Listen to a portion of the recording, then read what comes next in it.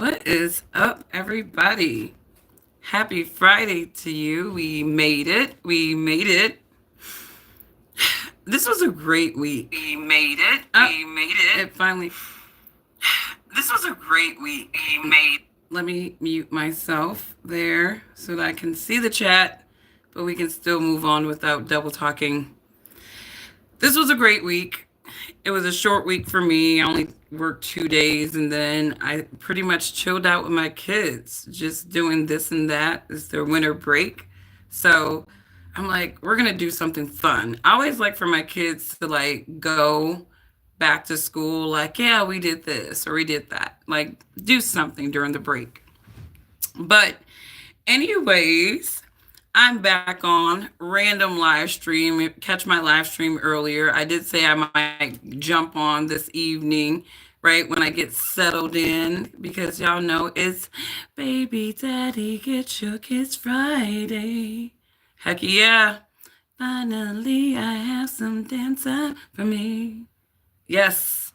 So I decided to do this live stream because, I've been looking at some of that CPAC, some of the clips from CPACs. And, I'm sorry. Like I said, this channel, I am staunchly independent. So I have zero loyalty to either of these political parties in America. I think they both suck. I think they both manipulate people. I think they just have a class of lemmings following them. And, as cringe as I thought the Democratic Party was, I think it's even more cringe to see the Republican Party just overly trying to prove how much cooler they are than the Democrats. It's so fun. It's so funny. I've heard several different Republicans say, we're the cool kids now. We're cooler than them. We're cooler. We're cooler. It's like somehow, even in the conservative side, you have these nerdy ass weird beta people that somehow feel like we're on the winning side, so therefore we're the cool kids now. And it's like, no, you're still cringe and weird. You are. Even if your side happened to win the election, you are still cringe and weird as well. So I'm looking at this CPAC clip. Apparently the Democrats are just like, oh my God, because Elon got a chainsaw from that Argentinian Trump, right? They're just freaking out. That dude, what is his name? Javier, what is he, Trump Jr.? I don't know. The man looked like he was just trying to steal Trump early days hairstyle. It's just, an Argentinian Trump is what he looks like. But he gives Elon this chainsaw, right? And let's see as Elon accepts this chainsaw. Elon feeling so cool. This is probably the coolest he's ever felt in his damn life.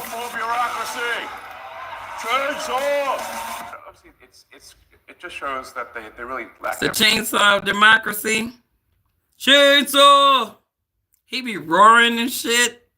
Like, remember the last time he be coming out, roar! I'm like, what in the Caligula is this? Okay, what the hell, Elon? What is with all this theatrics? Is this the cool side of the conservatives, Elon? Shaking my damn head. Oh my God, I just literally said what I typically type, but shaking my damn head. The average taxpayer literally is working hard, paying taxes, and then they say, I want to see the other one, because he was roaring and running around the stage like an ADD kid that got off of his leash. Let me see. Elon CPAC. This man was just, I watched this man carry about when they introduced him. It was just like,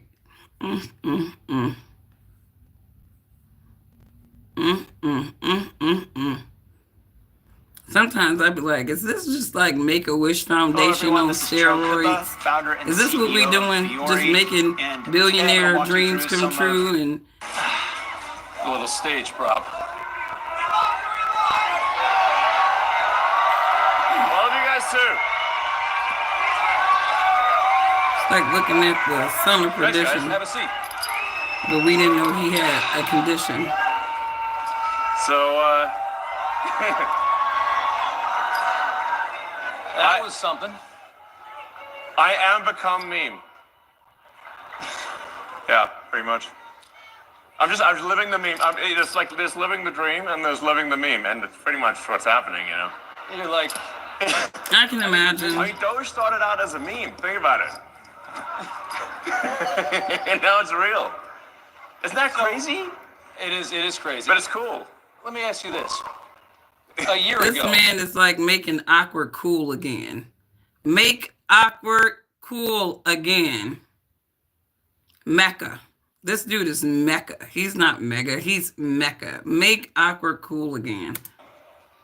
If someone had told you you'd be at CPAC and working with the president to absolutely shred the government, the swamp, whatever you want to call it, would you have ever believed that?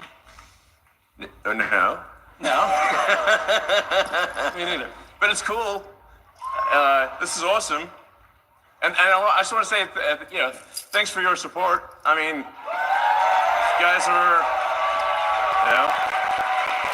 Oh, he's just so sweet. Like, I mean, it's like looking at one of them special kids performing. You just like, oh, so cute, so cute. Look at him. But he's the world's richest man, and he's cutting government spending. So, I guess we have to tolerate all this roaring and theatrics, but I don't know. It does kind of give a little bit like childish to me. And, I know that people have their opinions about all the types of people in government and stuff, but I still believe that there should be a level of decorum when it comes to certain individuals of high status, right? They are the people of high status for a reason, right? They're the ones who are supposed to be operating with maximum self-control and decorum. And I think Elon, sometimes he's just hard to digest, and yet he's way more in our face than I think I would like for Elon to be honest with you. I mean, if he's going to do the Doge thing, that's great. But this dude is like a celebrity. I mean, I feel like eventually Trump is going to have to feel like this dude is competing for his glory or something, because it's like, damn, I see Elon more than I see Trump. And honestly, when I see Trump, I see him and forget him, right? But Elon is always doing something that's making you remember him. He gonna do something extra and special to show you how much he cares, right? He's gonna do that extra mile to get you talking about him. From the heart, of course. From the heart, of course. But, I got to thinking about sometimes, he is kind of cringe. And I happen to be looking at Reese Waters, and I love his channel. You guys should subscribe to him. His subscriber base is way more than mine, but I still encourage people to subscribe to people if I think the content is good. And Reese is, he has a video that he dropped about 8 hours ago, and he goes, "Mega rebels against Elon." Now, he's sort of highlighting Mr. Steve Bannon. And if you don't really know much about Steve Bannon, I mean, I've seen his name.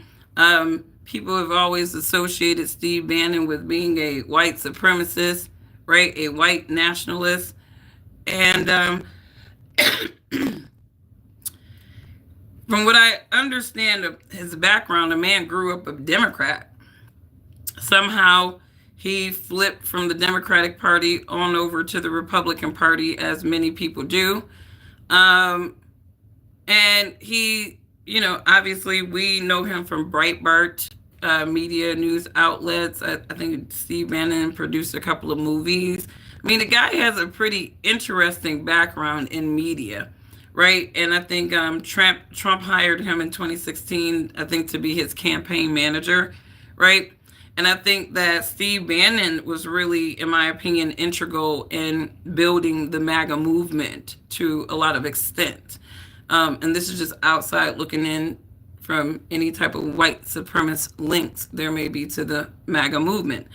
I don't know Steve Bannon personally from Adam, right? I think we are very quick to throw white supremacists on every single white person. And even down to the white nationalists. I don't find some of them to be as supremacist as they are more tribal, just like the black nationalists tend to be as well. But Steve Bannon is talking about Elon, and apparently Steve Bannon has been exiled from the Trump regime, right? Apparently Steve Bannon got caught talking about Trump's kids.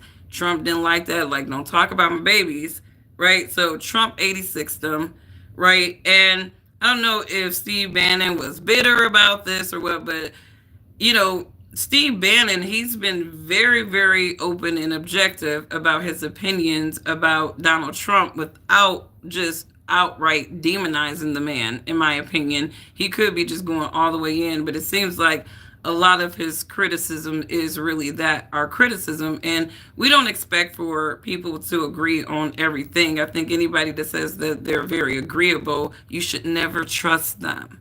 All right? Never trust somebody like that. You should be objectively agreeing with things and people, right? But what are one of the opinions that Steve Bannon has about Elon? Let's hear him. What you talking about, Steve? But it got worse. He's got a glass jaw. He can't take because of the autism or where he's on the spectrum. He's clearly not. He's got the maturity of an 11-year-old. You can tell that. But it's obvious. He can't take criticism. One of his weaknesses is that he needs to be loved. He needs the masses to love him. You can tell he's on the stage. He needs that glory. That was bad, but it got worse. He's owned by the Chinese Communist Party. What are you talking about? Tesla, his only thing of real value is Tesla. He uses it for margin loans. He sells the stock. The Shanghai joint venture is 100% controlled by the CCP. This is why he never goes after the CCP. This is why he always backs off. This is when they had the protest. They had the protest about the lockdowns of COVID. He will not do it. Elon Musk is a total and complete phony. He is in bed in a business partner. He's done some good stuff, letting stuff out, with Taibbi and others. It's fine. But he is owned lock, stock, and barrel by the Chinese Communist Party, and he acts like it. That was so. Steve Bannon doesn't have very positive things to say about Elon Musk and what up, Ghetto Planet? I see you. And obviously he's entitled to have his opinions, right? I do think that Elon's a little weird. And I think if, most people, they observe Elon and stuff, he comes off as that weird billionaire dude, right? He's just weird, right? And the airtime they're giving him now is it is kind of cringe a little bit, but, maybe he will make us love him when he starts finding more money to save us our tax dollars. So, he can be a weirdo all day, just keep cutting, spending, and saving our tax dollars from bullshit, Elon. But dude is freaking weird, nonetheless. What you saying, Steve? What else you got to say? Okay, it's all night. We're going to get Joe Allen in here for a second to transcend. Elon Musk, once again, brother, I'm smart enough to tell you no to your face, and I'm evil enough to be able to expose you as a running dog for the greatest enemy this nation's ever had. You are a war profiteer. You're sleeping with the enemy, brother, and you've been doing it because you're not an American nationalist. You're not even an American. All you are is a globalist, okay? A globalist. And you will go where anybody writes you a check, and you would take it from Adolf Hitler himself, because you're taking it from people that are as bad as Adolf Hitler. Damn.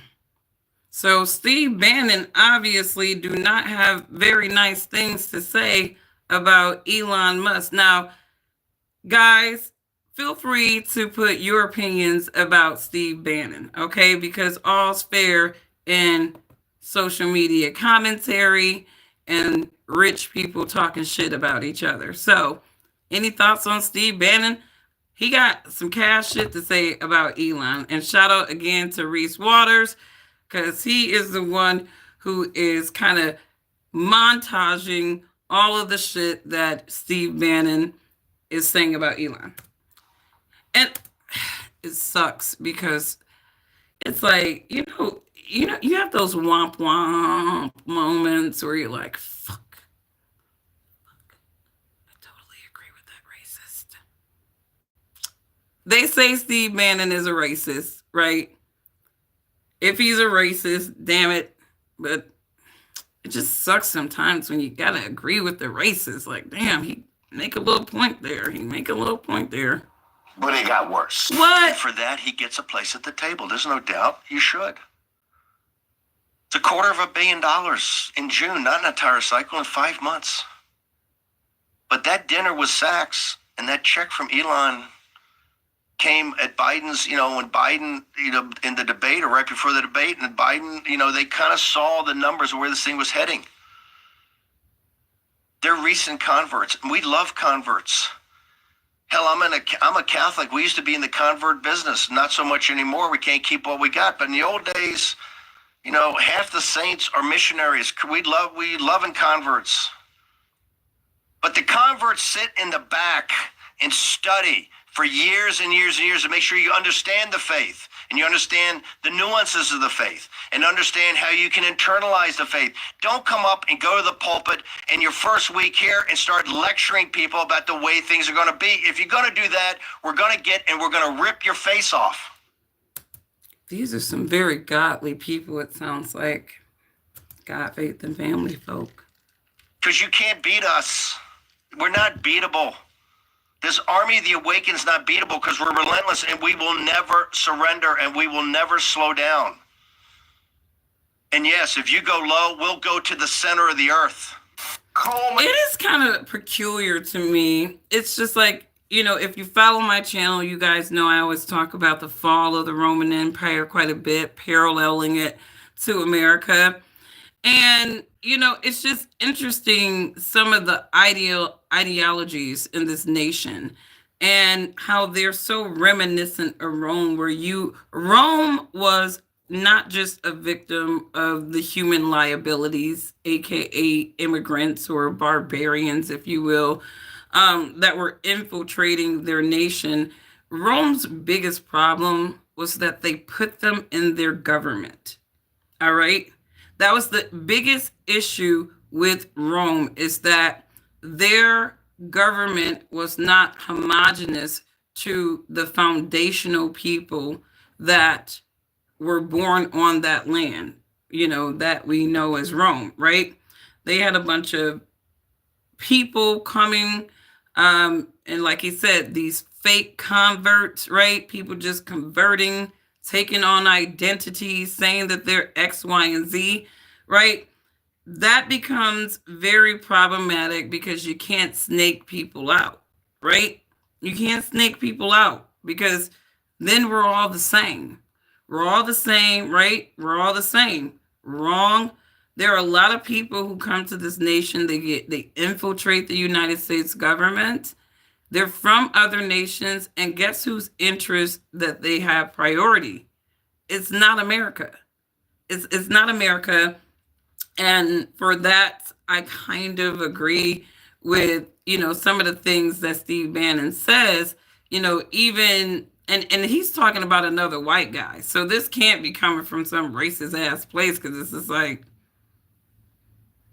that's more nationalist, if anything. I think he's coming from a nationalist, not racist place. I think we all should know the difference between such things too. All right, let me get to the chat. What's going on, chat? Ronaldo, I see you. What's going on, Mr. Robert B. Lawrence? We see you. Caden in the house, we see you. Let's see, going down. Mr. Jason, what's going on? Hyperpigmentation, that's an interesting username. What's going on to you? I see you. Is it Usame? I see you, and I'm apologizing in advance if I get your name wrong. Crow, I see you. Chat room goon, what's going on? What's going on? I see you. Ghetto Planet, show some love to my mods, because I'm pretty sure we'll have some little ignorants come up in here, and he is the one that helped us to keep them ignorants low. And again, feel free to hurt their feelings before you block them from my channel. I love hurting ignorant people's feelings. It's like my favorite thing to do.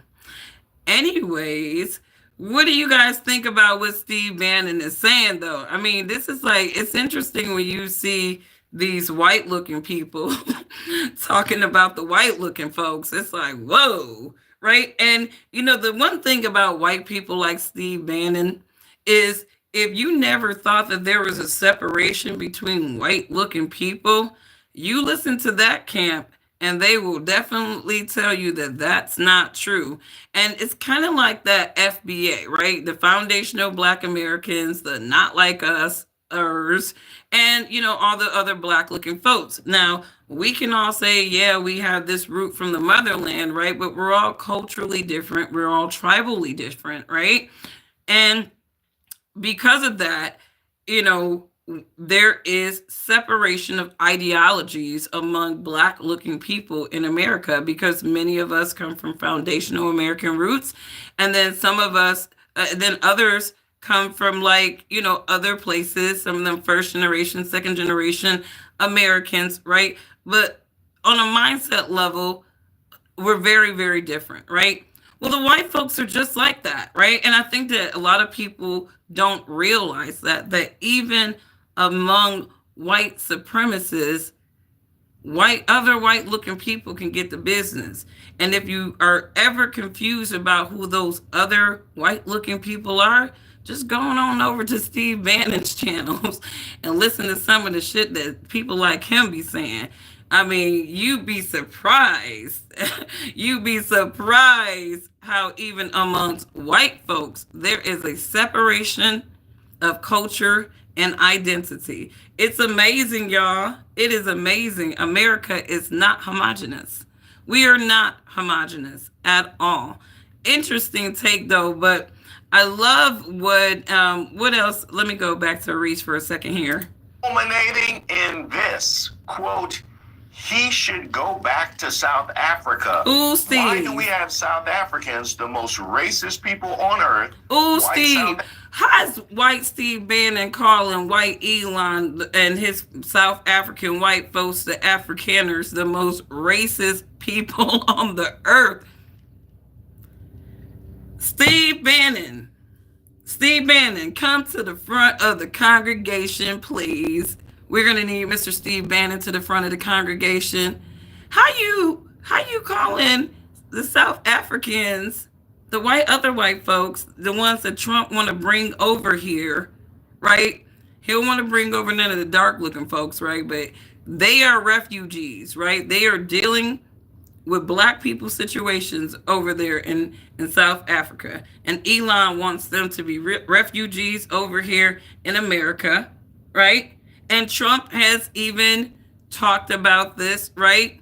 Because he got Elon in there. This is what Steve Bannon is saying. Why the hell is the United States all up in South Africa's business, right? Why do we even care about what the South African government is doing? Because we should be minding our own business over here, right? And we, on a good day, we wouldn't have gave two craps about them South African Afrikaners, right? But we got Elon in the mix, right? And because that is his country, that's his native nation, right? He's gonna have America caring about the issues over in that country, right?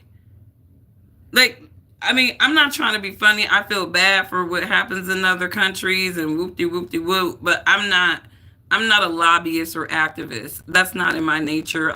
These are the affairs of man. Will be. But I mean, this man is in the US government lobbying for citizens in his home country.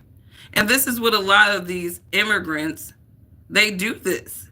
They come over to the US government, they get in here as refugees or whatever status or however slick little ways they get over here, right? And then the next thing you know, they are bobbing and weaving in business, then bobbing and weaving into our lobbies, and then bobbing and weaving in government.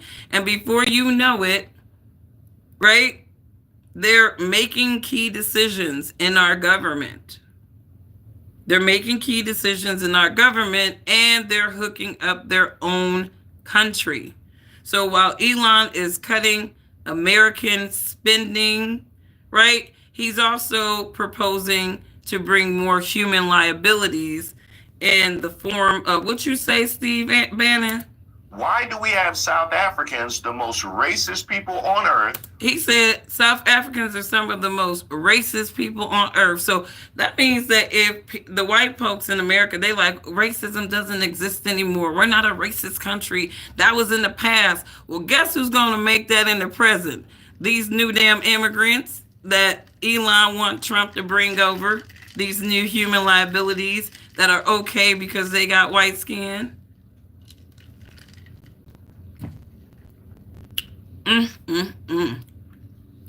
White South Africans. And again, this is Steve Bannon talking about his fellow white folk, Elon. Making any comments at all on what goes on in the United States. He told this man go back to Africa.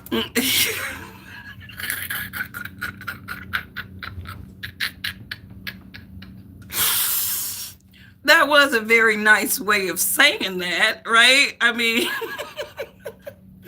and to think that black people thought that we was going to be the only ones that ever was going to be either covertly or overtly told to go back to Africa. And here's the thing. If you're a black America, it's like, no, there is no Africa to go back to for us because we're Americans. We were here at the foundation, right? So therefore, we grew up with this country. We're part of the three major bloodlines: Black, Native American, Indigenous, and the white colonizer. Well, we are part of those founding bloodlines, all right? So ain't no going back to Africa for us. Like, and to Steve Bannon's point, you know, Elon is a little bit more African American than some of us black folks. He really is. He really is. Because I'm going to be honest with you. I know black people that don't even give a F about what's going on in South Africa. Yet here, Elon ass is giving up about what's going on in South Africa.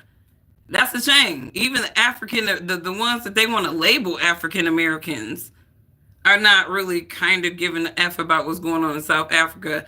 But the white South African Elon, he cares about that shit all day. I don't know. Steve Bannon kind of got a point. I told you, this was the biggest leopard feast I have seen in 2025. Maybe the biggest one in all the 2020s. He told this man go back to Africa. You know? I never thought that would leave my face. I love this song. I love that song. I really do. I got to get that on a playlist or something. I didn't even realize the lepers were the white folks. I really didn't even know that. But what did Steve Bannon, he had another little clip. Steve Bannon be just talking. Mind you, he is 71-year-old. So I look at a lot of 71-year-olds. They like, I've been on this thing. I've been living this game called life for as long as I have. I'm going to say whatever I want to say. And that's kind of where I see Steve Bannon. He just an old, angry white dude, right? He lived in this game called life. And he like, I'm going to say whatever the hell I want to. Even holding a recent impromptu press conference for several months, with Bannon previously vowing to have Musk, quote, run out of Trump's inner circle. Hold up. And you, let me go back. I told you pick me behavior is never reward great.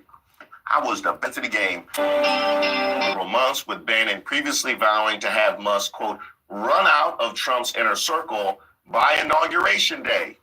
Well, that didn't happen. Now, he was talking about Inauguration Day 2028. Even soft-faced Dow Laura Loomer couldn't pull it off. Elon, we're seeing him more than ever, right? Laura Loomer promised some of these conservatives that are not Elon friends that she felt like she had it on good faith that we wouldn't be seeing Elon's ass like that too much anymore. And look at what we see Elon's ass all the time. It's like Make-A-Wish Foundation on steroids right now.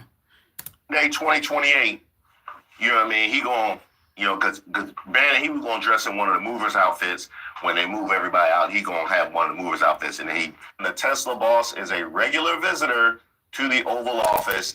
Steve Bannon has branded Elon Musk as a parasite, illegal immigrant who has no respect for America in his latest swipe at the billionaire. So Steve Bannon is out there talking cash shit about Elon Musk.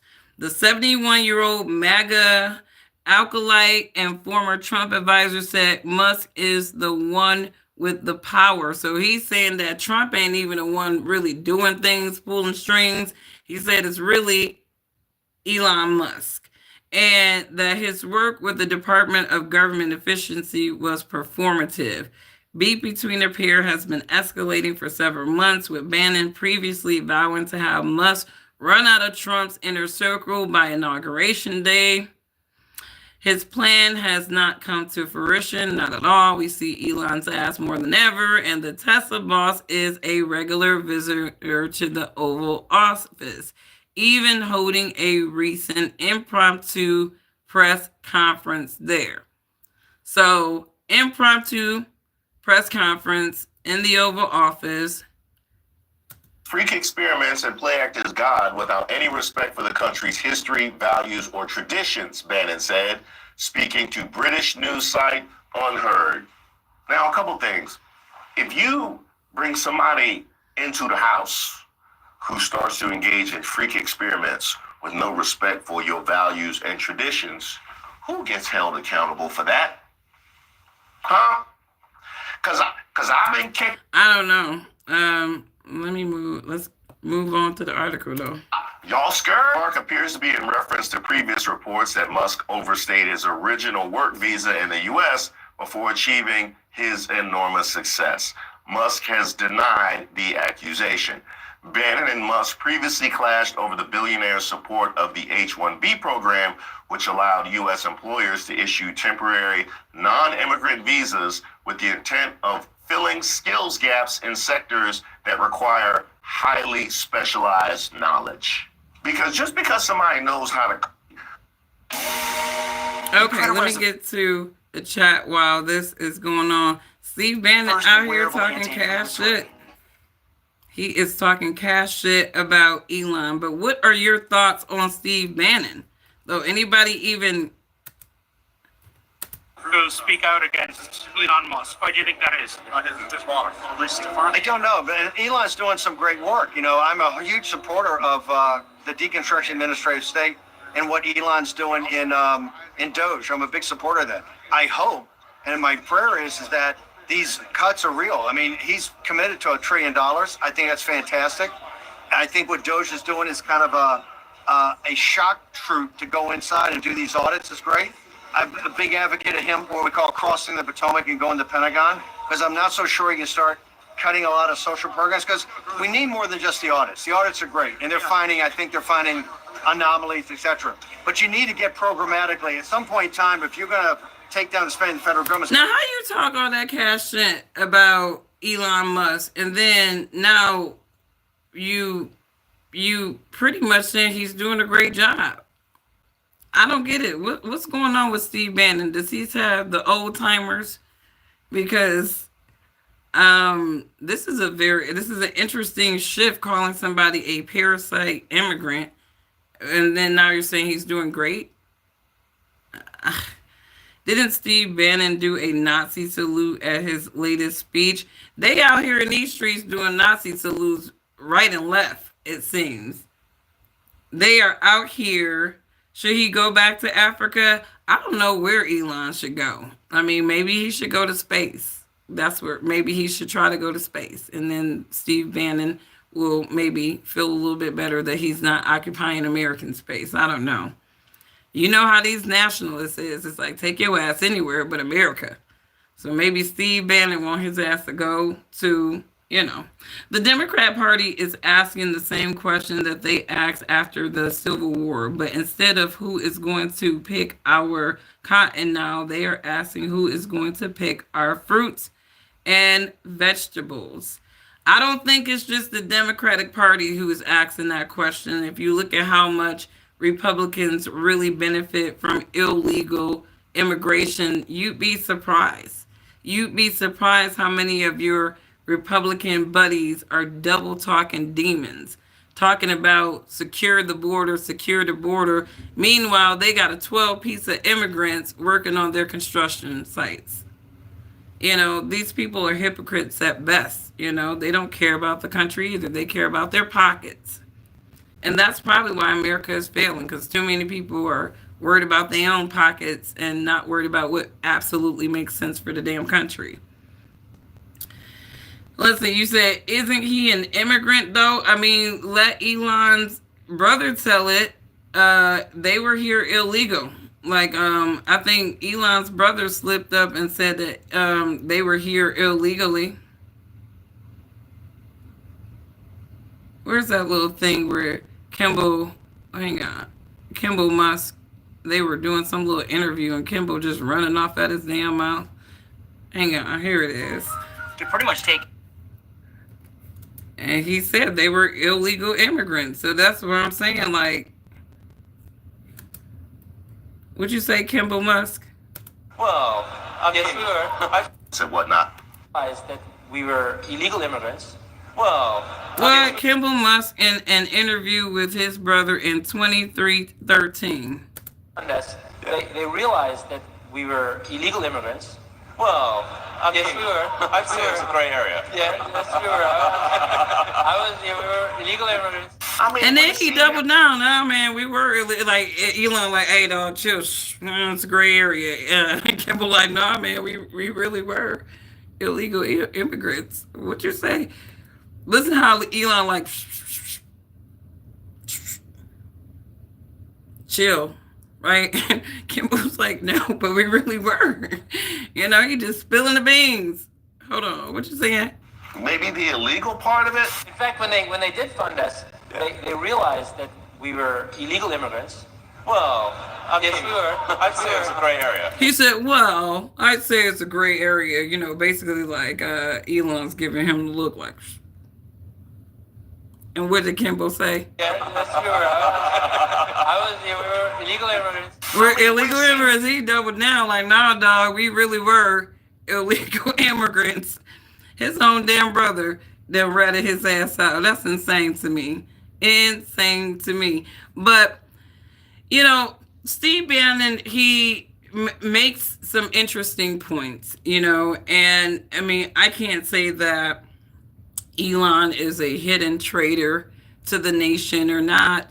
I think the biggest issue with the nationalists, the American nationalists, is that you have way too many of these people from other nations inside the government, and their mindset is that history is bound to repeat itself if, you know, you keep letting these people who may or may not have pure American interests, you know, continue to have positions in the nations. So far, I'm cool with Elon and what he's doing with Doge. I really wish he would keep his mouth off of South Africa. That has nothing to do with America. Those are affairs of another nation. I mean, I feel like, you know, they're always trying to figure out little ways to punk the Africans into doing what, you know, these colonizing European looking folks want them to do. And obviously it's a mineral rich region. So creating chaos and disruption in those regions has just been a calculated thing for decades. So we shall see, but I definitely don't feel like Elon should be telling the United States what we should be doing about people in other lands. But that's just me. That's just me. He has an affinity for immigrants and bringing in immigrants, obviously, because he is one himself, and let his brother say it. At one point, they were even illegal immigrants. So we have the illegal immigrants helping mitigate the illegal immigrant issue in America, possibly. But anyways, let's see. You like Trump's policies? I got to see more from Trump. I mean, I hear liberals bitching about Trump hasn't changed anything. I'm like, bro, it's only February. What are you talking about, right? But at the same time, I think, and I said this in my live stream earlier, a lot of the changes that need to be made in this nation is not going to be changes that are favorable to most Americans, because a lot of cuts need to happen, a lot of reform needs to happen in a lot of these spending programs. I mean, I agree with Elon too. We're working with a lot of, and I'm actually very surprised that the U.S. government is working with just archaic, antiquated systems that would allow for the errors that we're seeing in the Social Security Administration. So, you know, a lot of people, I noticed that some people are resigning or they're outright getting fired, as they should, because this is just really neglect. Somebody was definitely derelict of their duty in letting things like this slip for so long. So I actually appreciate Doge. Like I said before, we should have had a Doge about 30 years ago. Maybe we wouldn't have the debt that we have in this nation. And again, Doge is only going to, in my opinion, present opportunities where we can save money, where we can cut costs, right? But in terms of bringing that $40 trillion of debt down that we have, like I said, Elon is not Jesus, right? He may be Satan's chosen child in some kind of way. Who's Aleister Crowley, by the way? Steve Bannon said that Elon was who? Aleister. I've heard that name before. Ooh. What a kooky looking fella. Let's see. Aleister Crowley. Who are you? Aleister Crowley warned Edward Alexander Crowley. They're always changing their names. He's an English occultist, ceremonial magician, poet, novelist.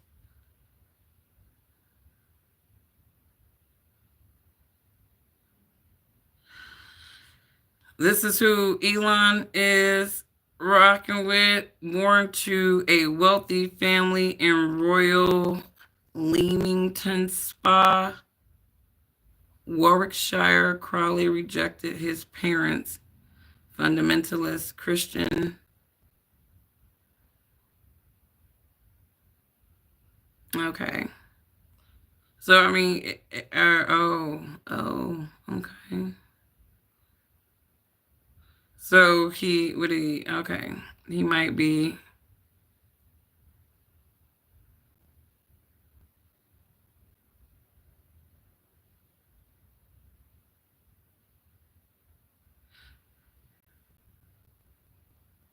I don't say the guy is a Satanist. Doesn't say anything about him being a Satanist.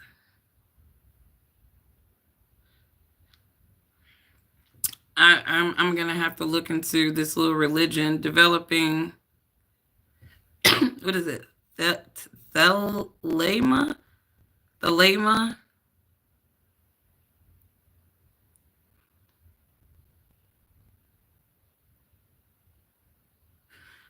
Well, you guys, I'm gonna do a little research on this guy, Aleister Crowley. I've heard the name before.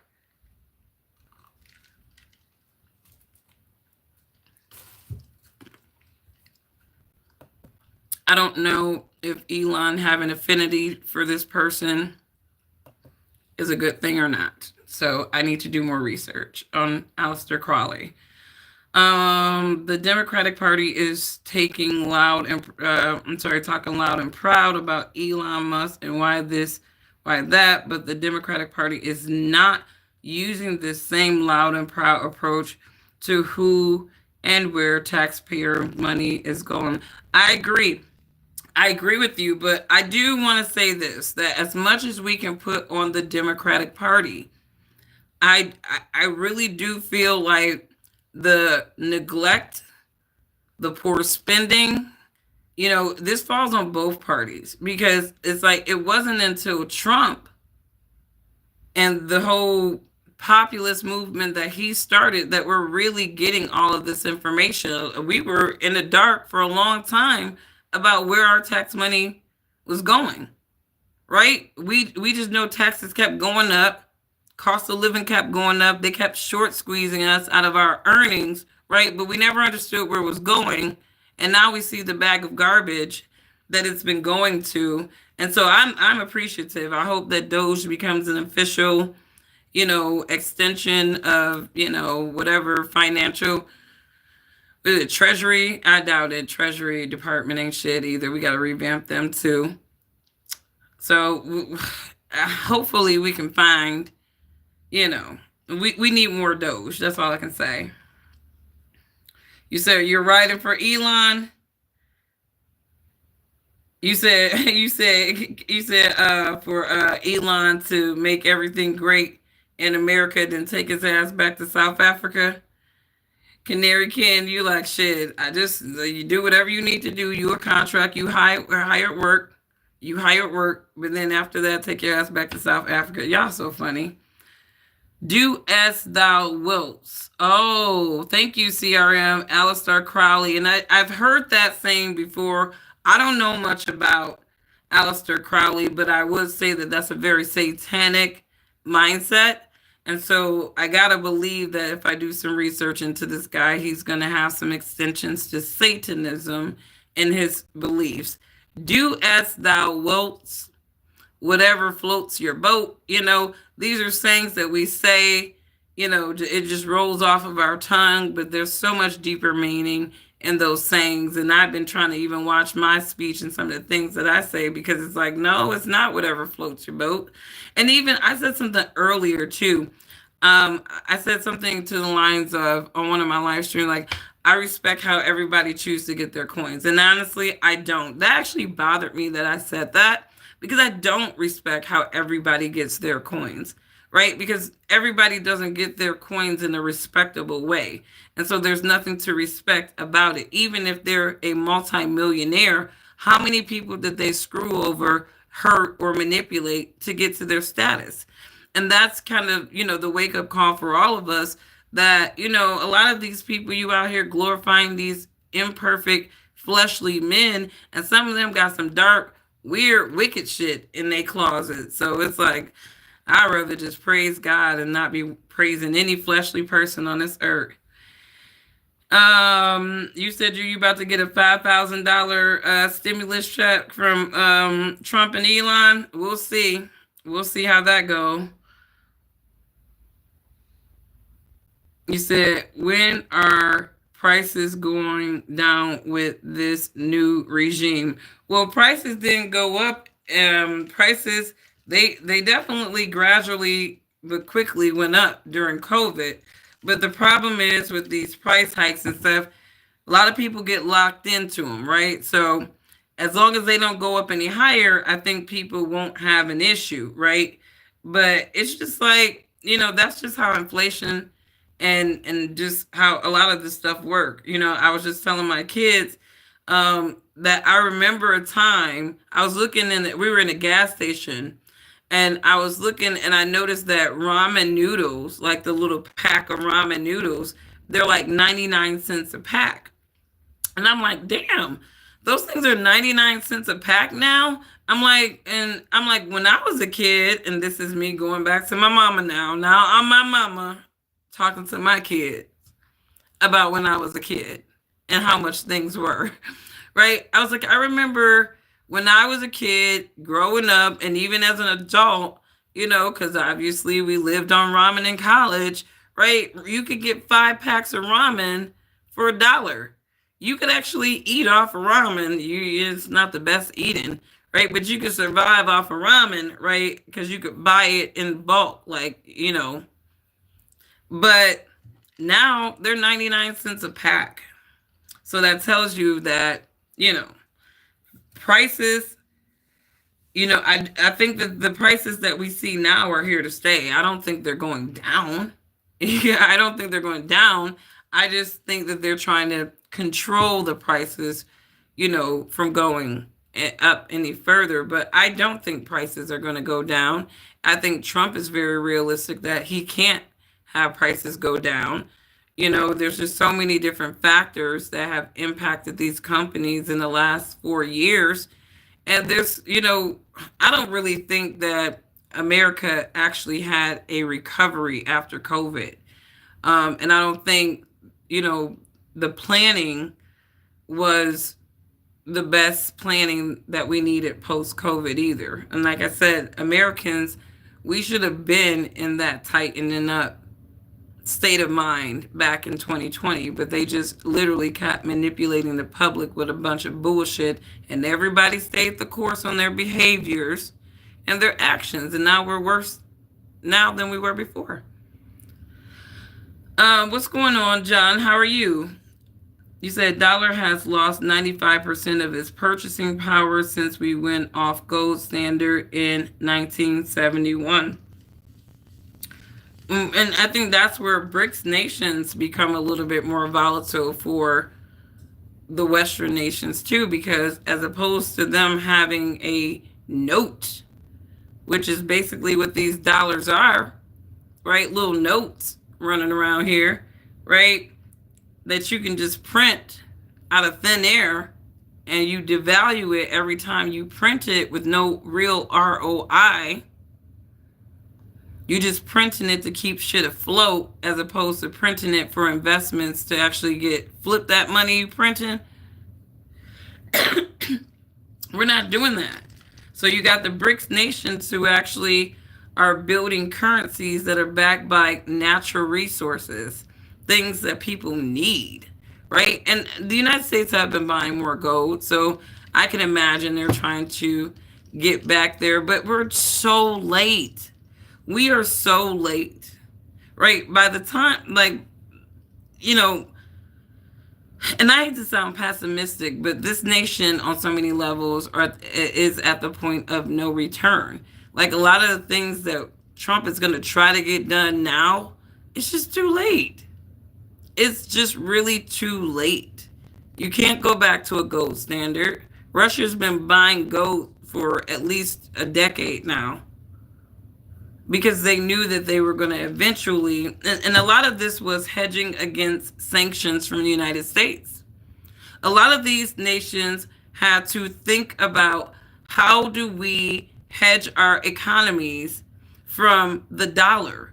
Remind you, the dollar, at this moment, is the world reserve currency, right? The nation that is the world reserve currency, they're basically the kings of the world, right? But when you are not the world reserve currency, or if you have other nations that are pivoting from your currency, right, like your BRICS nations, and you have more nations that are joining BRICS. I think I read or I talked about it last week or the week before, where 9 new nations has joined BRICS, and they're all bringing shit to the table like wheat and natural resources to make sure that the currency is strong. So, you know, there's that. Commodities, frankly, it'll fall under Trump. He is the best negotiator ever. I hope so, because the way he came out trying to punk people with tariffs, I'm like, I don't know, man. That's not really negotiating. That's punking people. And it never really ends well when you are punking people into doing the shit that you want them to do. You may see some short-term results, but that doesn't mean that the person that you punked into doing what you wanted them to do will not move on you at some point that is convenient for them. So it's not really good to strong arm people in certain situations, in my opinion. So that's just me. You said naive. If you think that's naive, you need to go to the streets. It's not naive. Motherfuckers is not going to just have you out there punking them. Even if there's a common interest, right? Eventually, these people are going to figure out how to ally against you, because there's no reason for them to have loyalty to you because you're punking them into doing shit. Dummy. That's why so many people out here just getting their ass punked all day, because they think that notion is naive. MAGA is already starting to turn on him.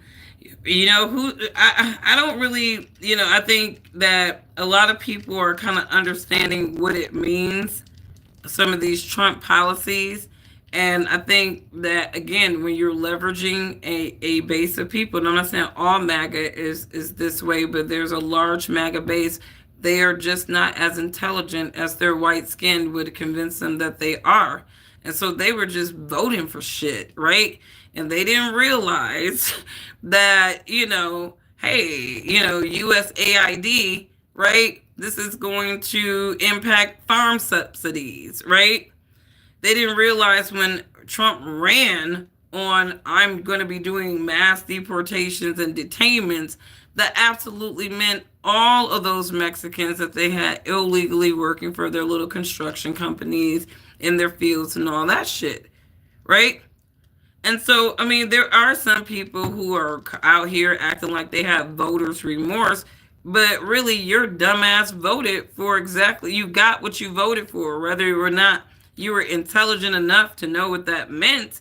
That is on you. But I do see some of these Trump supporters on the mic crying and shit or whatever because they voted. And I always encourage people. I always say, I'm never going to tell you who to vote for. I'm not going to tell you to vote for Kamala. I'm not going to tell you to vote for Trump. I always tell people, vote what is in your economic interest. See, as much as they tried to make it seem like black people were voting based off of color, white people were doing the same thing. And both parties know that you can count on these American peoples to do that. You can just leverage something like race and superiority or victimhood, right? And you get them to start doing shit, right? But a lot of these white Trump voters, they did not really understand that when the man said mass deportation, that meant Julio Iglesias and Carlos Santana and all them other people that they had illegally, not the singers, right? But it meant all the illegals that they had working at their company as well. And now a lot of them are bitching because their illegal workers don't want to come to work, and they talking about their companies are going to go over. Yo dumbass fault. You should have hired Americans, or at least covered most of your workforce with low skilled, at least, Americans that you could pay cheaper, so that in the event that Trump really was going to start sicking ice on all these illegals, right, you could cover your workforce. No, y'all were out there leveraging all of those illegal immigrants for your businesses, and now you're impacted by it. And you guys were out there talking about cut DEI, cut this, cut that. All right, well, that's happening. And part of that is USAID. And unfortunately, some of these farmers, I think agriculture is not going to be subsidized. And what a shame. What a shame. We need those things, right? So I do hope that they can figure out a solution for these farmers who are talking about now they have to sell their cattle just to pay their loans. That's really sad. So hopefully Trump will come out. Maybe Elon can find a couple of dollars to help them folks out. Tariff is important right now to repair 40 years of terrible policies. Tariffs are necessary to kind of help undo NAFTA. I mean, you need tariffs to really undo NAFTA, because that is going to be the tie that binds to incentivize a lot of companies into producing on American soil, ergo creating American jobs. But at the same time, how do you convince a lot of these companies that have been spoiled with globalization and offshoring for cheaper, right? It's just, they're going to look at the cost of it all, is what I'm saying. So the tariffs are going to have to be that they have no other choice but to produce on America or not be here at all. And what a loss to America. We're going to probably lose a lot of our favorite products because some companies are not going to bow. And if you're really serious about your business, you'll stay the course and, not care about those companies is what I'm saying. You either do or you don't, or get the hell out. That's just my thoughts on the tariffs, right? They need to be leveraged the right way. They need to be creating jobs, not just strong-arming people. They really do need to be creating more production in the United States. So I won't be impressed with Trump's usage of tariffs until I actually see more jobs being created as a result of them. So that's just me, you guys. You can think how you guys want. That's just me. These companies should be penalized as well for hiring the illegals. They're going to get the penalty that these companies are going to get is in the form of having to replace their workforce. If their workers aren't coming to work, they're losing productivity, right? So they're already paying the price. They're already paying the price, right? The U.S. is the most profitable consumer market. You want to sell here. You play by our rules. Don't build China economic surplus on our backs. That I agree with that. I agree with that. And, again, we've given China so much of our manufacturing. We got to bring it back. And I'm not trying to be even funny. I get where companies want to cut costs and do things cheaper and have rapid manufacturing. China has a whole, they have billion people in their population. They have literally the largest workforce, outside of India, right, in the world, right? So you always want to be tapped into that workforce in some kind of way, but some of these things that China mass produce, they're horrible. Their manufacturing is not precise. And there are certain things where if you go to certain, if you ever go to a machine shop, I have friends who are into machining, right? Like ultrasonic, tasonics type of stuff. It's really dope stuff, right? Precision stuff, right? And when you look at just the metal cutting and some of the precision cutting on some of these machines that are manufactured, some of them are American, some of them are not American, but they're focused on just the precision of products being produced. And I respect companies like that. I bought a trampoline for my kids on Amazon, and I was so disgusted by the quality of this trampoline that I didn't even buy anything from Amazon for a long time, because I'm like, this is a freaking Chinese garage sale, all this cheap, ridiculous stuff, and it's dangerous as hell. That trampoline was so damn dangerous. I had to do so much rigging just for safety. The ridges and everything like that was just all rugged and jagged, no precision at all. I was disgusted. And you know how we have righty-tighty, lefty-loosey? They have lefty-tighty, lefty-tighty, righty-loosey on some of their stuff. It's just real weird. I don't think the Chinese are the best manufacturers. They're just the most convenient manufacturing. You're always going to get the best precision. I would feel like in the Western lands, Germany. I think Germany is one of those nations. You got to give them their flowers for precision and quality, making quality products. Give it to the Asians too. You got to care about shit like that. I don't like Chinese made products, and it sucks that we're beholden to them all the time like that. There are certain things they should not be creating for us. Support American made products. I bought a China shower faucet over the summer. It is leaking now, man. I don't think they're the best manufacturers. They're just the most convenient. They can do rapid manufacturing because they got all them damn people. And we have at least a good manufacturing base if we weren't convincing all of our newer generations to kill their babies, right? I mean, we literally have convinced Americans to kill off future workforce, and subsequently the workforce that is already capable, they're in retirement bound or something else. It's like this nation is stupid.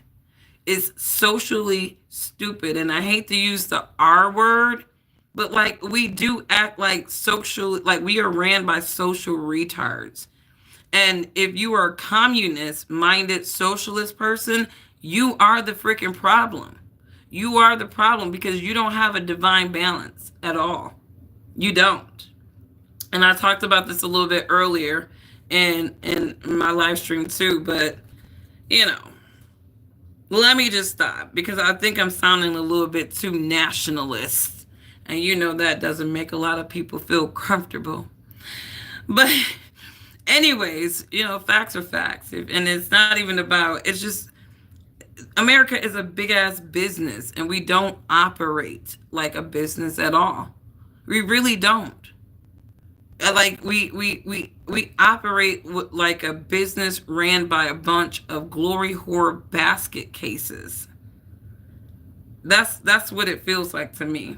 So, you know, we shall keep our prayers up, y'all. We gonna keep our prayers up. But let me know what you guys think about Steve Bannon going in on Elon, calls the dude an immigrant parasite. He told that man to do everything but use the word go back to Africa, but he did basically, in so many colorful words, tell Elon's white South African ass to take his ass back to Africa. And Steve Bannon has also said, because he doesn't like that Trump is considering bringing white Afrikaners over here because they over there getting treated like Negroes, black Negroes, foundational black American Negroes over there. Right, they getting the black people treatment over there in Africa, and so Trump is, you know, thinking that we need to help these Afrikaners, and Steve Bannon is like, whoa, whoa, whoa, whoa, whoa, right?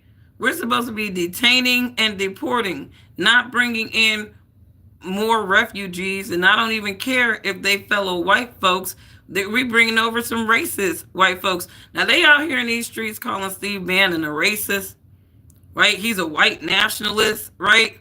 And here you got this white nationalist talking about we don't want Elon's people over here because they some of the most racist people in the world.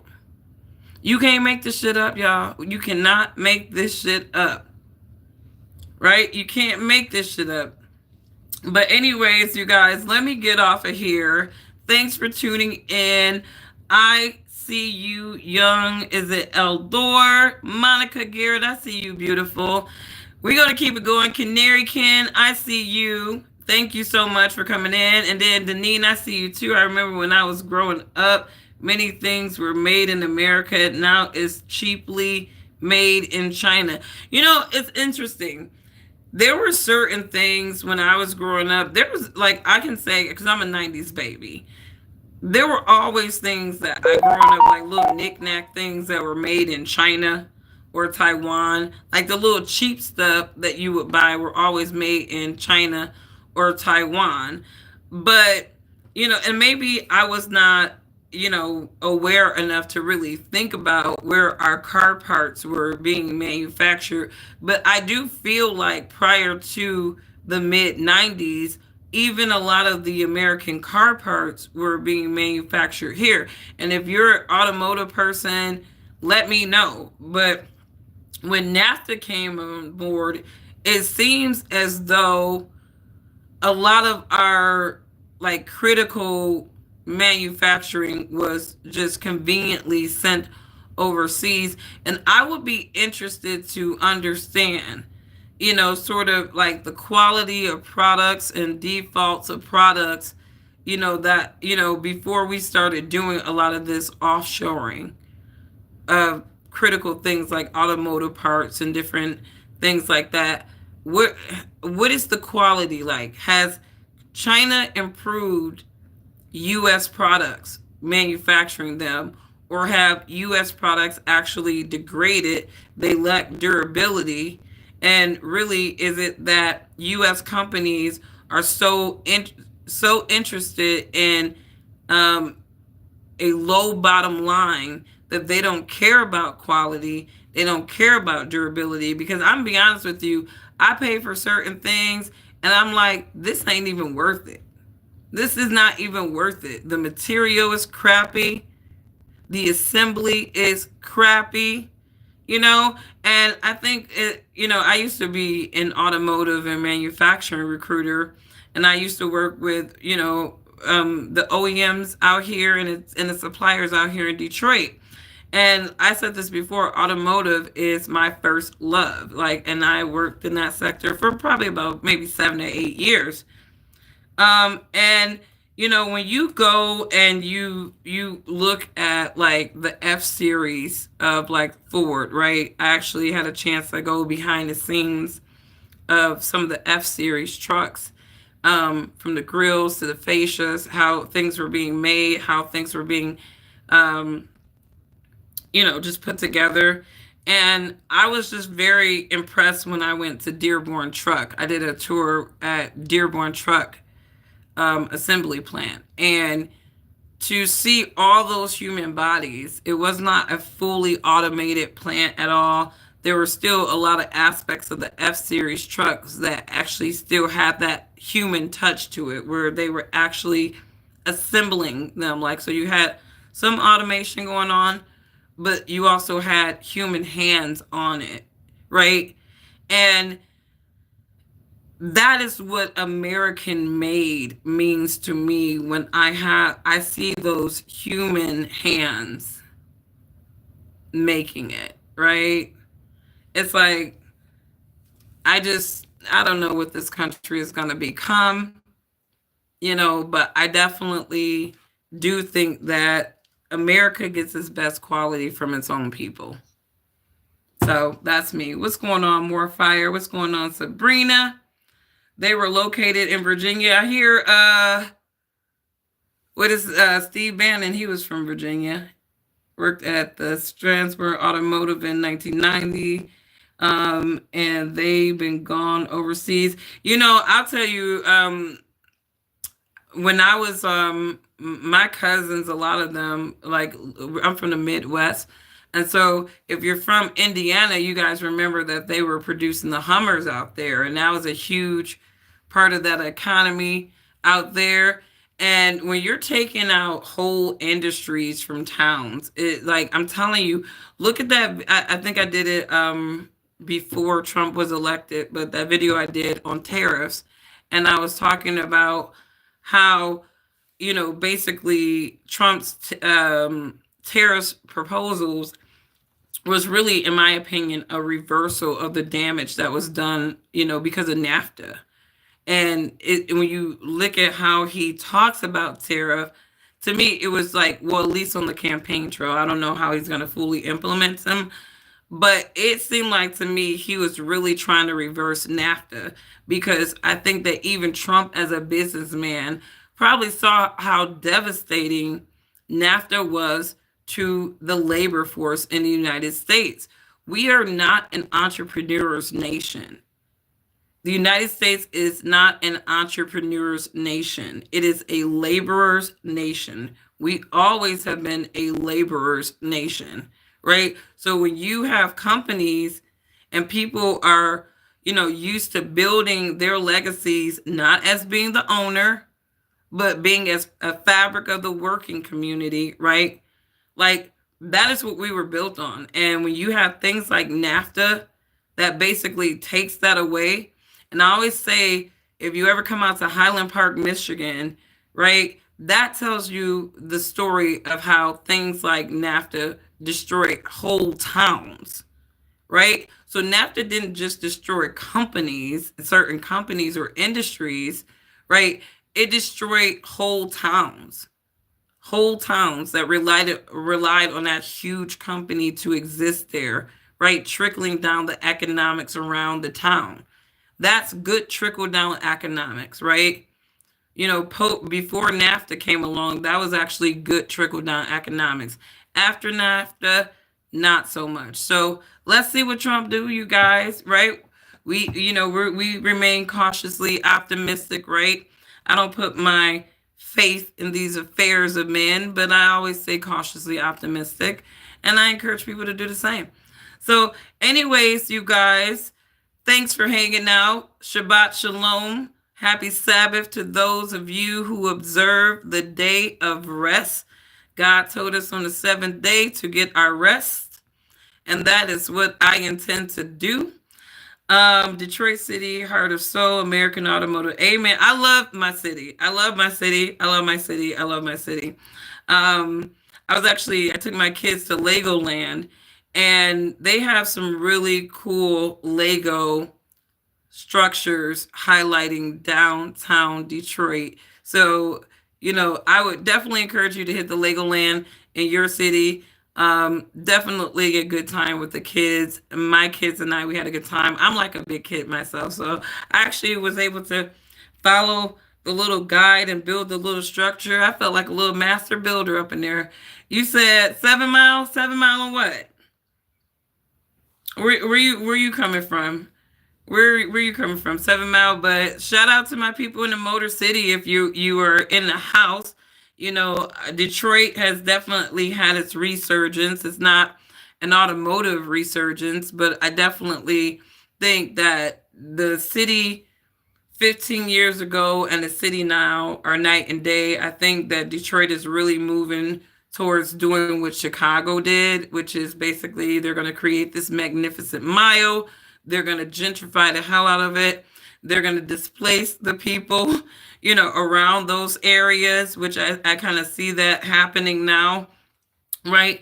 And the resurgence of Detroit is really, it's interesting. 8 Mile, that's what's up. You said West Side. I grew up on the West Side. I grew up between 8 and 9 Mile, and Southfield and Evergreen Road is where I grew up around. So but I was on the Southfield side. I wasn't on the Detroit side. You know how in the city, a lot of people don't really realize this, but 8 Mile, maybe you saw the movie from Eminem, but 8 Mile is that long stretch of road. And I kind of look at 8 Mile as like the mile road that really separates the city from the suburbs. So like all the time on like the other side of 8 Mile, when you're north of 8 Mile, you're typically in a suburban Detroit city, but then anything that is pretty much south of 8 Mile is Detroit or some Wayne County city. Oh, you went to Cass Tech? That's what's up. And you went to Osborne? I know a lot of people that went to Cass. When you come out of Cass, did you go to the new Cass? The one that they redecorated. When did they redo that school, man? That was some years ago, man. About 20 years ago, they redid Cass Tech High School. It's beautiful. Really, really beautiful. But Detroit has a lot of soul. I see a lot of revival happening, but, I would like to see a lot of those blighted supplier buildings revamped, repurposed. It sucks to have so much real estate in the city just sitting there. And I think, for any developer, right? Any developer that just likes to, be in a like sort of historical area where, to me, I think that, Highland Park is going to be prime real estate again in Detroit. I can already see it happening. Them folks are really buying out those neighborhoods. They are revamping them. And gentrification, it has like its pros and cons. We know that somebody not Black is always going to have a lot of money to buy out that prime real estate that a lot of these Black people are holding on to. And they're changing the face and the landscape of a lot of these neighborhoods going into the city. They are getting mad white. When you see white people jogging in your neighborhood, you might as well pack up and get on up out of there, because the property value going to go out, and you're going to constantly have people trying to buy you out of your home for triple the price because they don't want your ass there. So gentrification is a real thing. If you guys remember that, what is that Temptation song, Ball of Confusion? People moving out, people moving in. Why? Because of the color of the skin. Run, run, run, but you sure can't hide. Ain't that the truth? Like, this is pretty much how it works, and it's been working like that for decades. I graduated in 2000, old factory, not the new one. Okay, got it.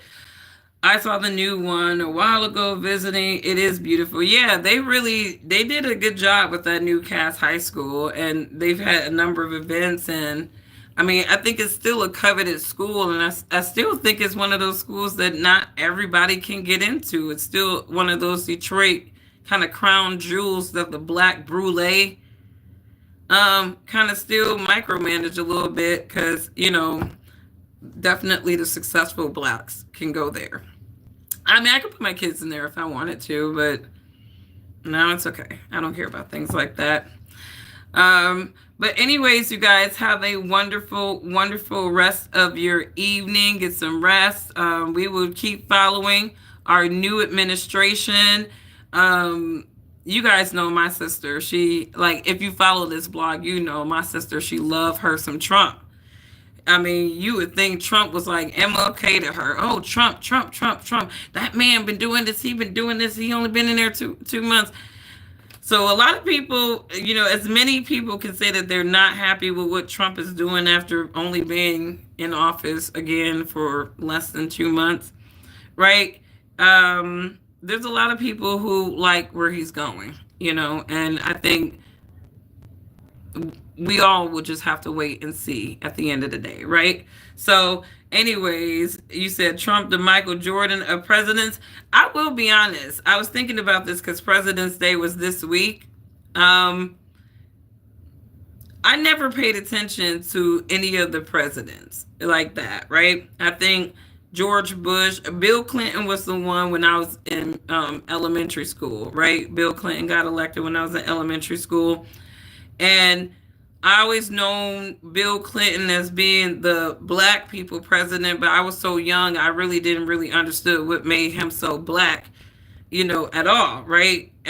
He played the saxophone and he smoked weed, and I guess that's what made him the black people's president. I never really understood what was it about Bill Clinton that made him black.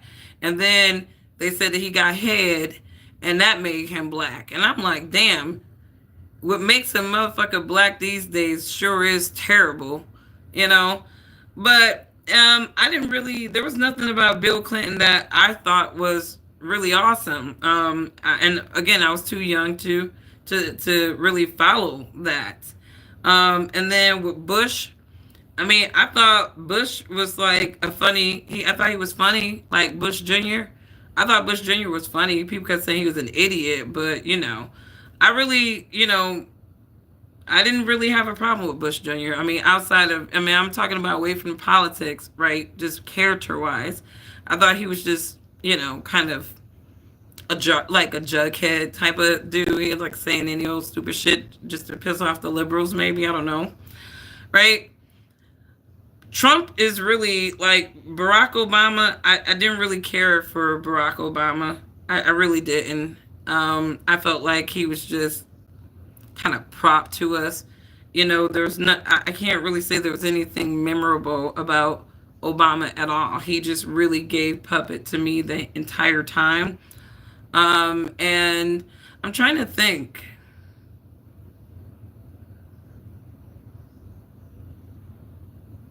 No, I don't think I ever voted for Obama. I don't think I've ever voted for Barack Obama. With Trump, I like Trump. I voted for Trump twice. I thought that, in terms of just overall ideas that resonated to me personally, I thought that he was the one. No, I'm sorry. No, let me see. First time, who did I vote for? I didn't vote for either one of them this time. I didn't vote for Trump or Harris this time. Last time, 2020, I voted for Trump. I did not vote for Biden. I cried when Biden won. I knew that was just going to be some economic shitty shit. And it was economic shitty shit that the Biden administration, I mean, they put us deeper into the hole, really. They didn't really have a grasp on anything. Yeah, but I would say Trump is by far the president that I like the best so far.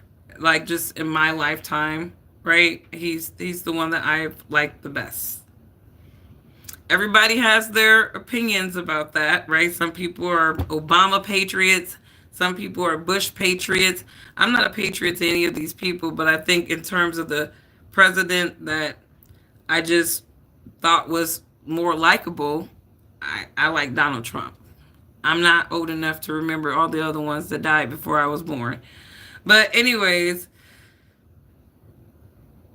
you says the person with 8-foot ceilings. Crickets. All right, but anyways, you guys, you have a wonderful rest of your evening. Love your neighbor as yourself. If you would not disrespect or abuse yourself, do not disrespect or abuse your neighbors. Bye.